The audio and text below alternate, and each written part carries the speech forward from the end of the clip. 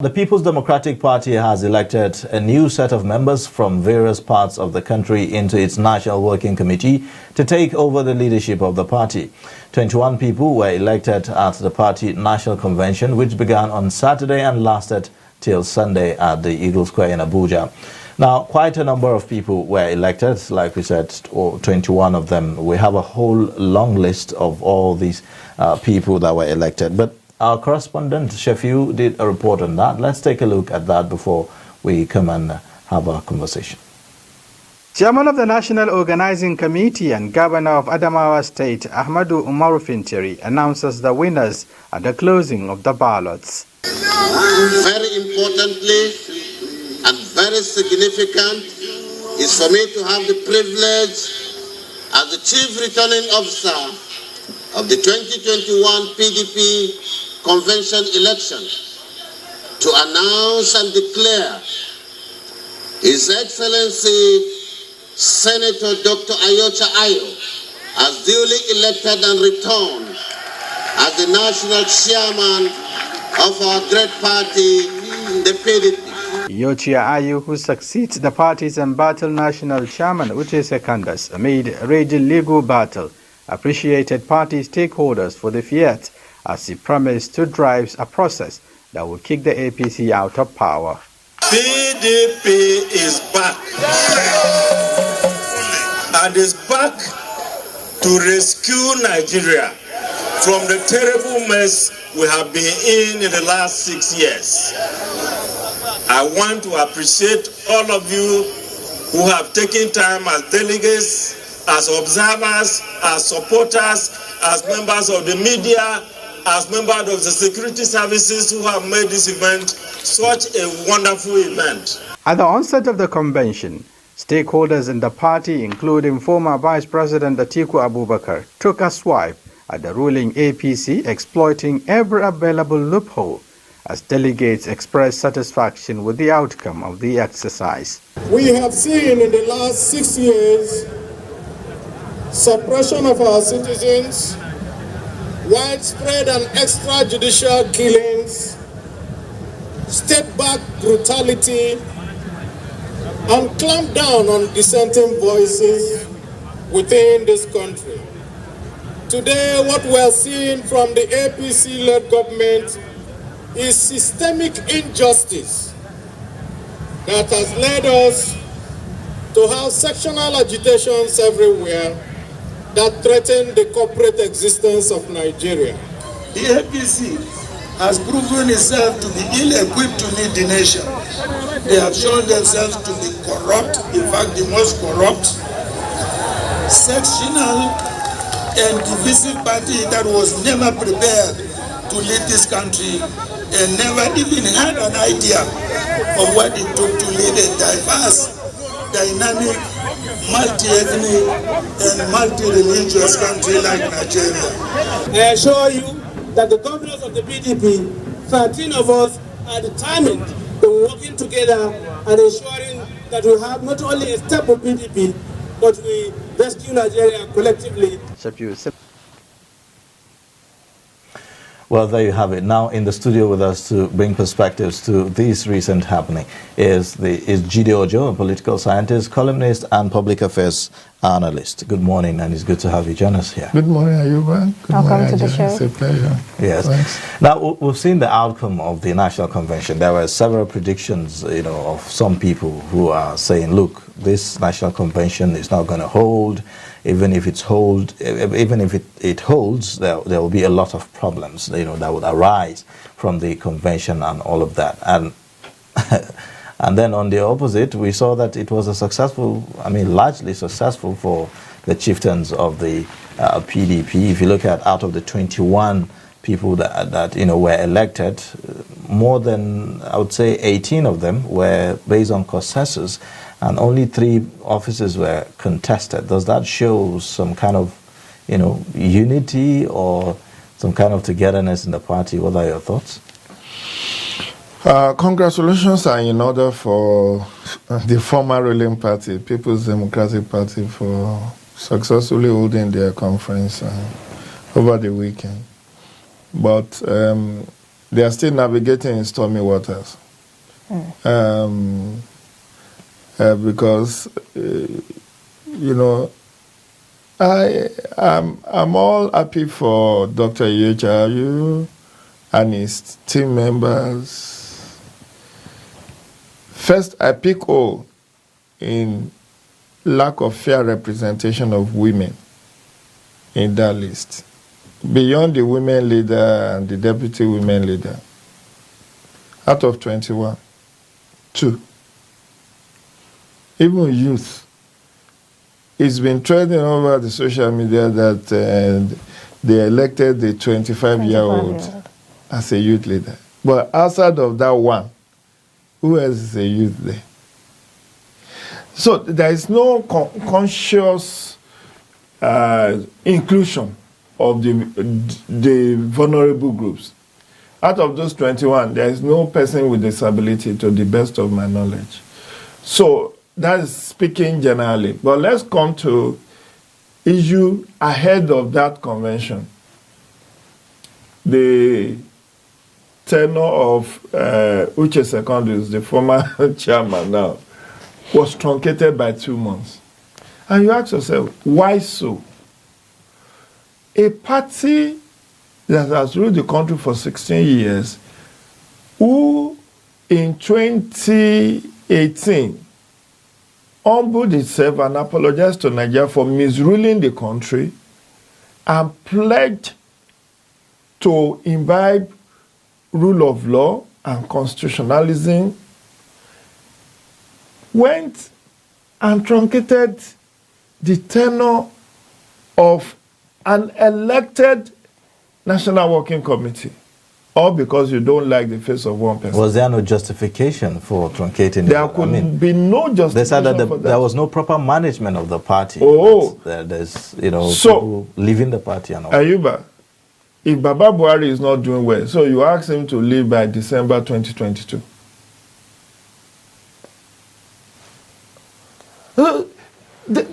You see, that's why there's provision for re-election.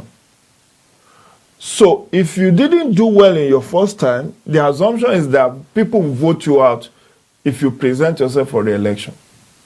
You see, this issue plaguing our political party is why we have not deepened our democracy. Look at what's panning out in APC. They brought in Baba Bisa Konde as interim chairman. Then when they wanted to do an elective convention, if you go and read why Tommy Kimi left APC, it was because of pressure and the stage management of the process to favor a predetermined candidate in former governor of Edo State. That's, former governor, what's his name? No, the one before, the one before Shomole. Former governor Odige Oyegun, John Odige Oyegun. That was part of the reason Ikimi left. Ikimi was one of those who midwife APC. But he saw that the odds were in favor and there is no level playing field, so he left. So they brought in Odige Oyegun as a foisted consensus candidate on APC. Towards the turn of Odige Oyegun, they said it's too old. We need an action chairman. We need somebody who is vibrant. We need a youthful. So they went shopping for Oshiomhole. There were 3 contestants alongside Oshiomhole. They pressured all of them to step down so that Oshiomhole can emerge as a consensus chairman. But what happened? Now, this consensus, this whole idea of consensus, like we saw in the, even the PDP convention, most of the seats were based on consensus. Is that a good thing for our democracy or not? It's a bad thing. Because you cannot call yourself a party and you are afraid of electing your gatekeepers. Let me put it that way. How do I mean? You see, they said consensus was meant to, it's a way of managing parties so that there will be no bitterness, there will be no acrimony. But a consensus, in my own layman understanding, is unanimous agreement to do things. Unanimity of opinion. That's what they call consensus. But you find out that some people are pressured and some even are not okay with that decision. And you may say, okay, for PDP, when they tried to do consensus for those three positions that were contested, Deputy National Chairman, South and North, and I think Youth Leader, those are the three positions that were up for election. But you also will know that PDP as it is quite now is not a favorite party. They are in need of rebranding. They are in need of members. They have lost more than they have gained. Okay, they are parading former governor of Ondo State as their new catch. And maybe Dele Momodu, Bob D. Those are the two decampees that we read. But these are spent forces. Dele Momodu never won any election anyway. But even Mimiko, when last they didn't win an election, he went to Zenith Labour Party, the person he backed lost. Since he joined Zenith Labour Party, Mimiko has not won any election. But that is on the side. Let's stay with the principle of equity, justice, fairness. Like I've pointed out, has PDP really changed? I don't think so. The estate where they have this Congress, state Congress before the convention, were very acrimonious. Like in Oyo State, there were parallel congresses that took place between the camp of the governor and that of the former majority leader of House of Representatives, Honorable Mulika Dakonde Adiola. You understand? In a couple of other states, there are parallel congresses. Now with this truncation of the tenure of Uche Secondo's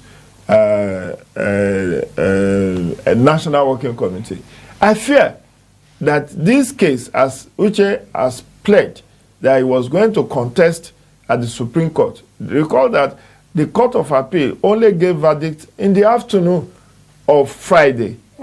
And it could have been any, if the court had said, yes, you cannot go ahead, it would have meant, a very bad omen for PDP. Don't also forget, you see, history always repeats itself because we fail to learn from history.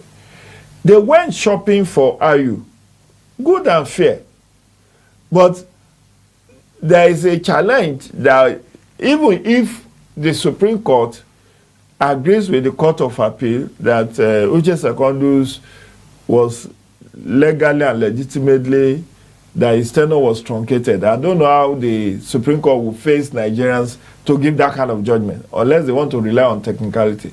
Because we know that when you elect people for a tenure, you allow them to serve out their tenure. This is not a boardroom.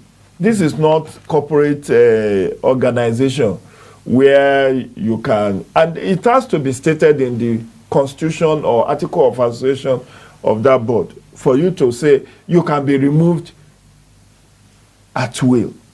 But where that is not stated, and this is a political party that will want to hold INEC to account, you are now truncating just 2 months.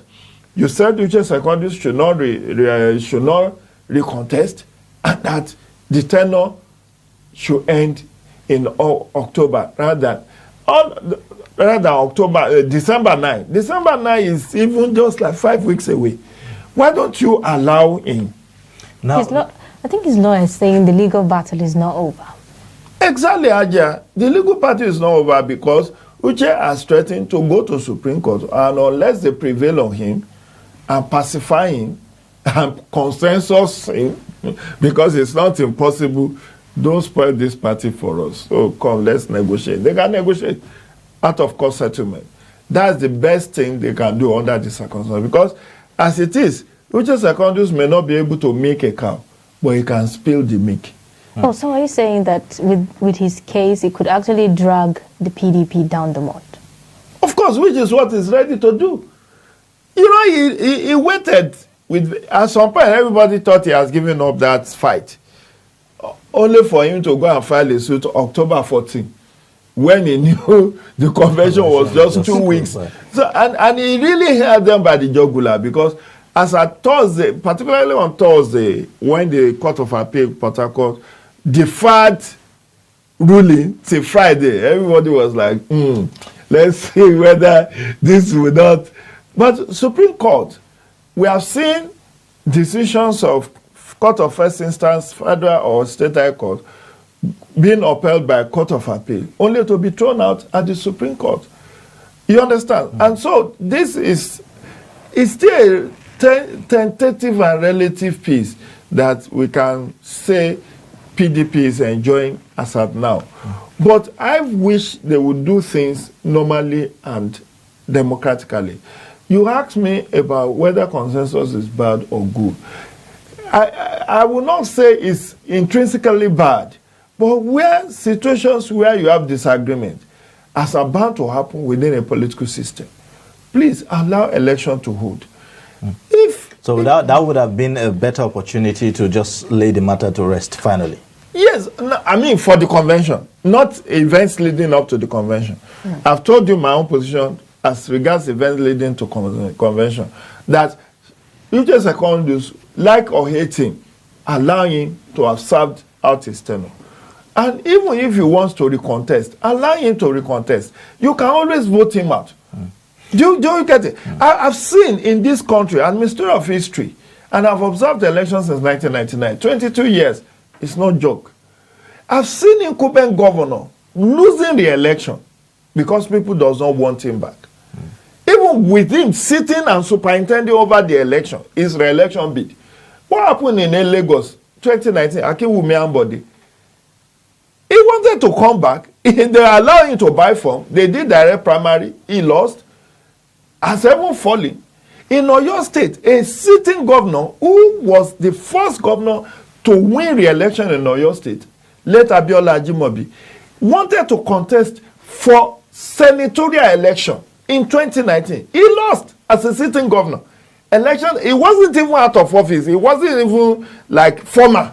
You know when you are former, you don't wield as much influence. But you are seated and you canvassed and you campaign. You that was a governor for 8 years, people say we don't want you. It does happen. Okay. So what I'm saying, let me land on these thoughts, Ayuba. What I'm saying is that you should have allowed the democratic process to pan out concerning Uche Secondus. When you saw that you are losing members and you wanted a change, allow him. Okay, there is a BOT, Board of Trustees. If you make selection of those who will conduct the convention, you understand, the BOT have a right to review whatever you have done, because that's the conscience of the party. And making sure that you don't load the committee with your loyalists, because whether you are chairman, you are not running a sole administratorship. There is secretary, there are other positions. And you could have reached out to the other positions to say, don't allow this man to load the committee that will go and conduct this convention with his loyalists. And then ensure, guide the process to make sure that since you don't want him, you make him to lose in the election, in the event that he wants to even contest. I don't know if you get my drift. Because a man does not make a forest. If majority of the people, particularly governor, feels that you have been a liability than an asset, there's a way they can orchestrate the whole thing to make you lose, and lose with dignity, so that you don't lose face. What has happened to Uche Secondus is that the same power broker that brought him to office said, I'm done with you. I mean, even if you do that to a woman, she will fight back no matter how weak you are. Right. I don't know if you get me. Right. To say, oh, you have used me, you now want to dump me. Even if for the sake, and I gave an analogy, I gave a proverb earlier, that a leper may not be able to make a cow, but he can spill the milk. Right. So what they could have done is to handle the Uche Secondus case better than they did, but we wait with a bated breath whether they will be able to successfully negotiate so that they settle out of court. The case does not get to Supreme Court, in which case Ayu and his team will now have peace of mind to run. So because as it is now, they are just like... so it's not Hurriyet for the PDP. It's not. Now, the positioning now of the PDP now with the election of Ayu, coming from the North Central, there's a whole lot of conversation about the zoning thing and everything. How would this impact on the coming election in 2023 for the PDP? Again, for PDP, have they learned their lesson? Because when I read the profile of Iyorchia Ayu, I saw that he's a very close aide, or close ally of Turaki Adamawa, which is Atiku Abubakar. Right.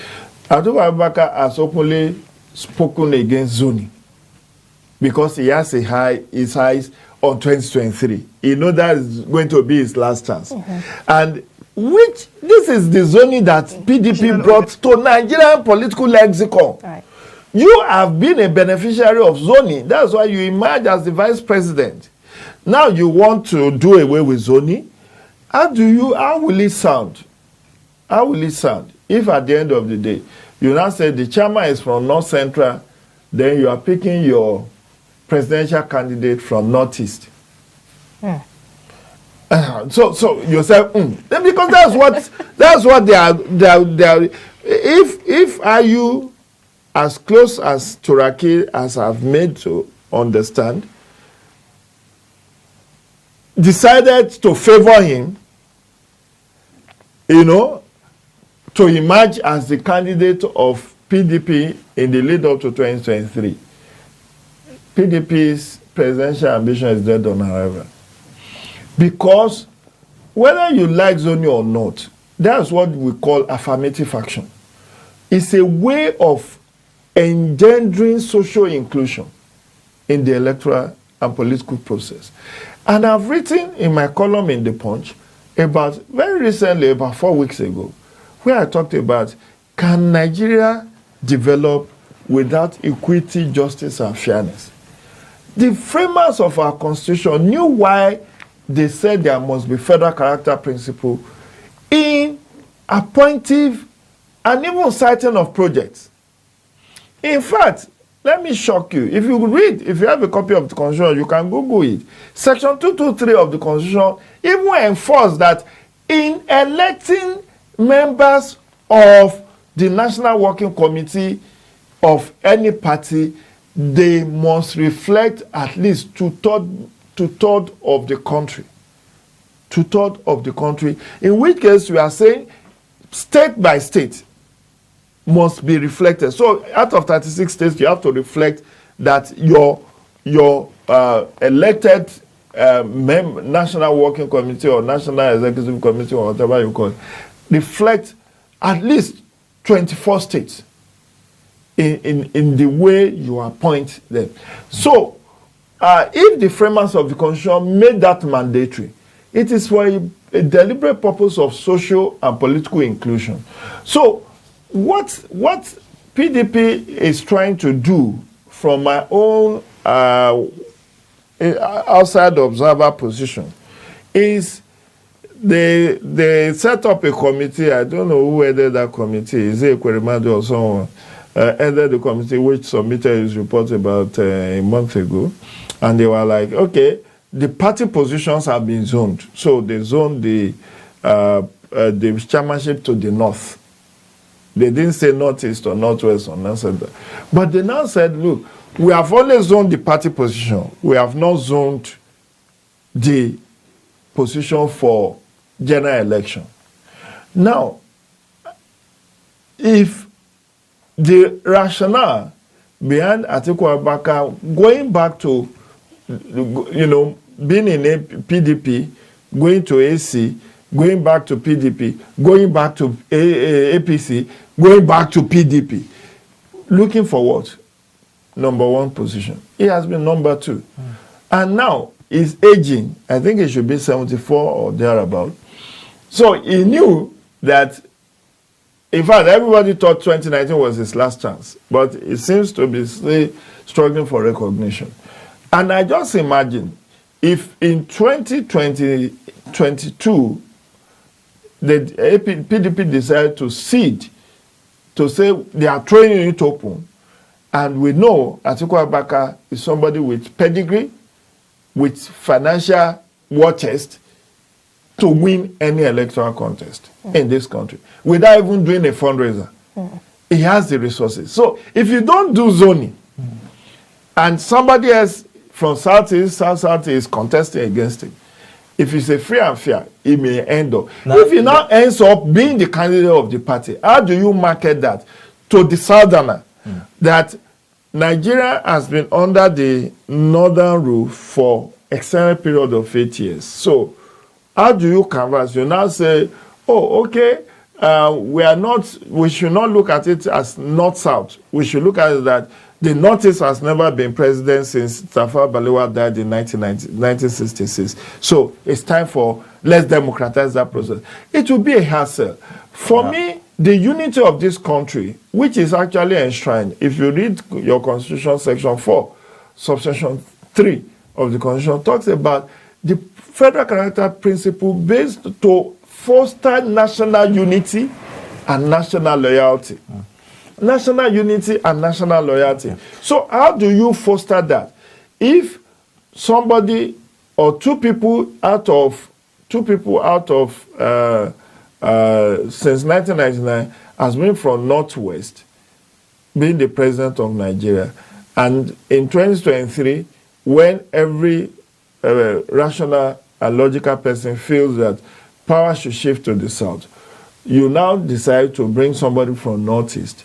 The point is, I don't know how ambitious... So do you think that perhaps some have fingered the influence of the PDP governors in this party convention that they just had, as that they were influential to the decision of the people that emerged as members of the National Working Committee? Do you think that there's some kind of deliberate calculation to truncate the chances of people like Atiku in the coming? I wouldn't know. election? I wouldn't know whether they are ganging against Atiku or they are ganging for Atiku. But whatever it is, they need to understand the mood of the nation. That while I'm not an ethnic jingoist, and I'm not even canvassing for a Yoruba presidency in 2023. I've told the promoter of Swagger that Bola Ahmed Tinubu should be brought in. I've told them they have abused me tire. I don't care. I told them they should go and sit down. Nigeria is not made for Yorubas alone, or Hausas alone, or because the truth is, you see, even if you go to Switzerland, that's why every federalism has its own peculiarities. Yoruba, in 1998, the political elite of Nigeria sat and said, look, we need to compensate for the annulment of June 12, 1993 election that was won by Yoruba man. How do we do that? They say, okay, we have 3 political parties. Let all these 3 political parties choose somebody from the Southwest to atone for the annulment of June 12. And that's why we have 3 political parties registered in 1998. The 3 of them decided to choose AD and APP before it changed to AMPP. Decided to go into working alliance, and they fielded Olufalaye. Oluyemisi Falaye was former chief of national, was the former secretary to the federal government, and at some point, minister of finance. They chose him as their own candidate. PDP chose Obasanjo. So head or tail, a Yoruba man wins. And Obasanjo did 8 years. After 8 years of Obasanjo, Yorubas have not left the corridors of power. Now, under this dispensation, who do we have number 2 citizen? It's still a Yoruba man. So by 2023, Yoruba man has been president for 8 years, has been vice president for 8 years. So you now want Bola Ahmed Tinubu to rule Nigeria for another 8 years? No. I consider it's fit and proper, it's constitutional right. But if we go by that argument that, look, power is not served a la carte, you are going to be having series of agitation that will even be that will be similar to what we had, what is happening in Tigray region in Ethiopia, where people felt marginalized, and you see the number of lives that have been lost as a result of self-determination attempt by the Tigrayan. So we need to placate the Southeasterners. Let's do what was done for the Yorubas in 1998-99 for the Igbos. This without tension. All this self-determination agenda of Nnamdi Kanu or Waziruike or whatever would die a natural death, because whether it is just a bragging right or not, let them have that sense of belonging, which is what the Constitution also backed. And I've said in my column, I said, look, the Constitution may not have expressly said zoning or party position will be zoned, but the fact that it recognizes federal character principle and has asked that there should be no dominion or domination of one tribe or ethnic group over another in terms of appointment and in terms of citing of project. On those two counts, the Constitution then realizes that there must be some power sharing arrangement that will be a win-win for everybody. And so if PDP decides to say, look, we are throwing it open, we don't believe in zoning, we have zoned only party offices, it will be shooting itself in the foot. But I wait for their obituary after they die. Okay. But the most important thing is that I feel, and this is the time to advocate and appeal to our political elite, that we want Nigeria to live, we want Nigeria to survive. Let's look beyond parochial interest. Let's play statesman. The Igbos have been largely marginalized. If we have to be sincere with ourselves, look at it now. Look at it. Some will disagree with that. They will say that, look, let them come with facts. In terms of appointments, there are appointments that have been made. In terms of projects, there are projects that have been done. There are some who even say, well, does it even matter where anyone comes from as far as the office is concerned, that we should focus more on merit? So if you focus more on merit, are you saying that there are no merit candidates that merit being president of Nigeria from Southeast Nigeria? I am, you see, this is part of why Jonathan lost in 2015. You may not know.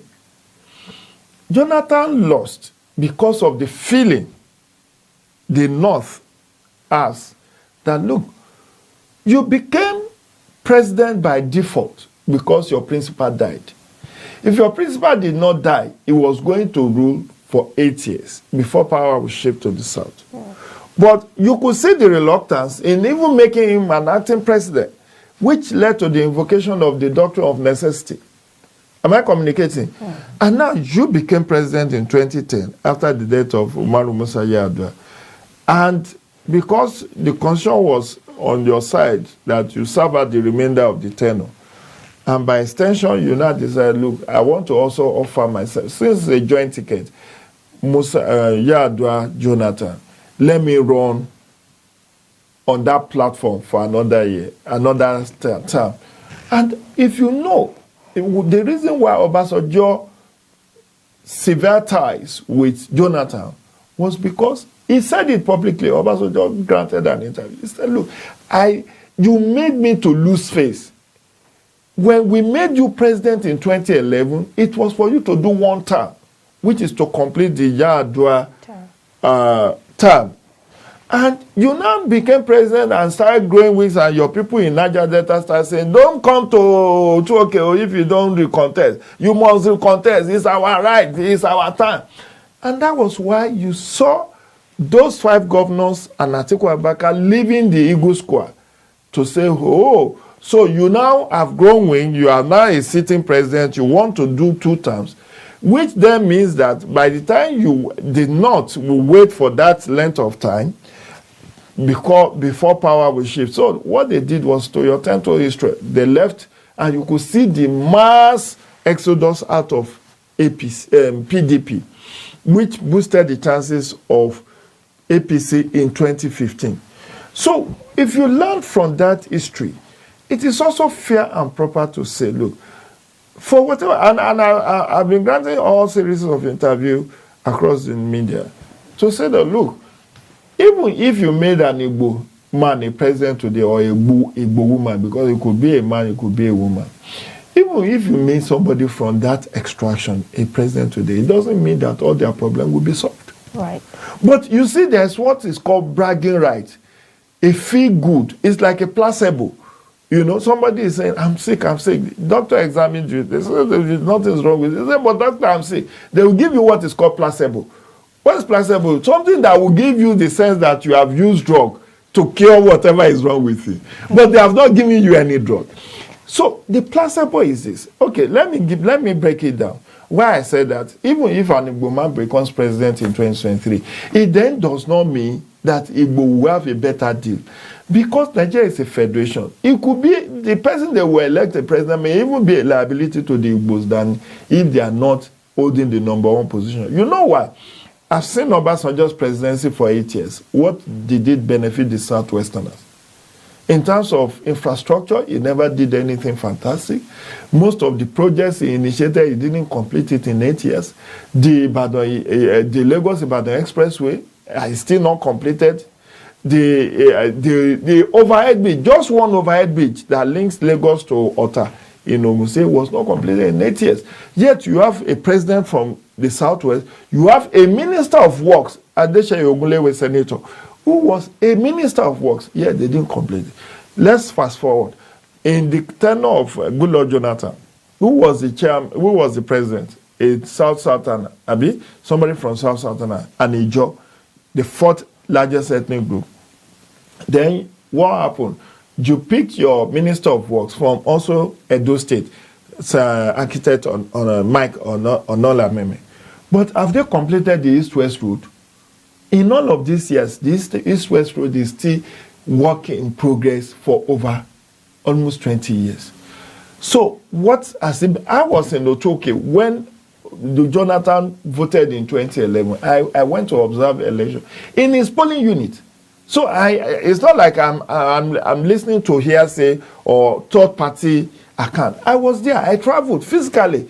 I chose to go to Bayelsa when we are given opportunity of where we want to observe election. And I saw that the infrastructure, even in Bayelsa, where Goodluck Jonathan had been governor, was nothing to write home about. It's just one stretch of road passing through the state capital. I don't know what it is now. But now, let me bring it to Baba Buhari's administration. Look at the level of insecurity in the Northwest. If it were to be a Southerner that is the president, they will say, oh, you know why? They want to kill us now because it's not one of us. The home state of Buhari is almost ungovernable. The governor is lamenting, is weeping, is crying for help. Bandits have taken over. Samfara. Which other one? Kaduna. These are Northwest states. The president is from the Northwest. Has he been able to solve the problem of the Northwest? So, coming back to the issue of Igbo presidency, even if an Igbo becomes the president, it may be an albatross, but it will give them a sense of belonging, sense of political inclusion. The fact that, oh, it's one of us that is there. So that is just, and it will quieten all this agitation for self-determination, needless loss of lives that we have recorded. The arson on national infrastructure and national assets will stop, at least for the time being. Now, the new PDP chairman is saying he's going to build consensus to defeat APC in 2023. Do you see that panning out? I wish him luck. But you see, charity must begin at home. For him to be able to successfully do that, it must position itself as a party of rule of law, as a party that is pro-masses, and which has changed from its, authoritarian, impunity, reading approach to governance. And the make or mar party primaries that will hold ahead of 2023 election will determine where the pendulum will swing. I see an implosion in APC. APC has taken more than it can chew. A lot of people will be disenchanted. They will want to leave, particularly after the primaries. And the natural way they will head is to the PDP, because that's the only other party that has structure across the length and breadth of Nigeria. So which other party do you want to go and join? Parties that are just having offices in the state capital. Some of them don't even have offices across. And it is those structures that win you votes, that win elections. So the only, I do tell people that We have a de facto, a de jure 18 political parties in Nigeria now. But we, in de facto, have a two-party state, two dominant political parties, as it's the case in UK, as the case in US.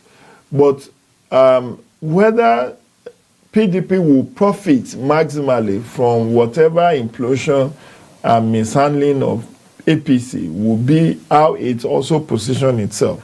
If it shows itself as a reformed party, as a party of Democrats, as a party that's ready to, because they need to jettison this idea of consensus. You cannot be doing consensus for party primaries. That's where the rough fight will be. You know why I said that? Look at it in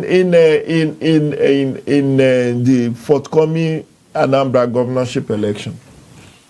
Alliance APC PDP sold from nomination for about 25 million. Now, Aja, you buy a form for 25 million, and you are not even allowed to go and test your popularity. And somebody is saying, you know what, you are a woman. Meanwhile, this 25 million is non-refundable.